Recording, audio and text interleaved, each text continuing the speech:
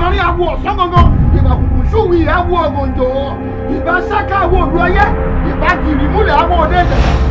Àgbẹ̀kọ̀yà kan ọmọ ẹ̀ kan o Àgbẹ̀kọ̀yà kan ọmọ ẹ̀ kan corporate pictures gbèsè ní Malade gbogbo ayé ti ń pò kìkì rẹ̀. ṣe bí ọmọdé rẹ dúró kó ojú ẹ̀yìn sọ̀rọ̀ pé òjò ní rere pa ni yóò ṣe wà nínú ìnira rẹ̀ títí ọjọ́ méje. èyí sùn bí àdódàgbà ológun ṣẹ̀ṣẹ̀ sùn bí ẹni fi yàn méjì kọ́ra Àgbẹ̀kọ̀yà láti mú gun àwọ̀ wọn lóde gángan alùpùpù sùsùn àwọ̀ wọn lóde òṣòro ìwòsàn májẹ̀ kó ní ó bàjẹ́ níjọba ó bàjẹ́ àwọ̀ wọn lóde ògbólúyẹrẹ kùdẹ́kùdẹ́ tó wọ̀ lùgà tó pàdé Àgbẹ̀kọ̀yà lágbára ó kó ìmọ̀ lọ́nà. ó ń jó nínú ìgò Àgbẹ̀kọ̀yà gbé pidánpidán mi tìgòtìgò ó dẹni orí ó dilé Àgbẹ̀kọ̀yà ń jagun ọmọ rẹ̀ ń jagun báàgùn tó sọmọ alágbára dé parí. àwọn ẹ jẹ́ ká dúpẹ́ lọ́wọ́ Elédùà.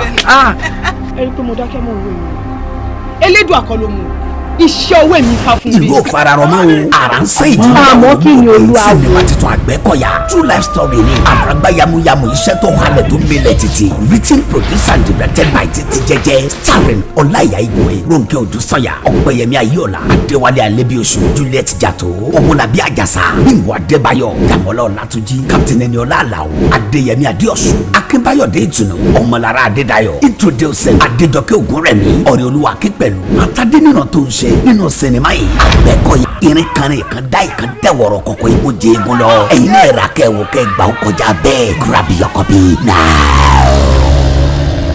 àwọn oníbàárà yìí la dé. ẹ jọ kí ni nǹkan tó wà nínú búùtù mọ́tò yín. ọsàn ọsàn ló wà ń bẹ̀ ó yẹ bọ́lẹ̀ kí wàá ṣí búùtù yẹn. ẹ wá yes.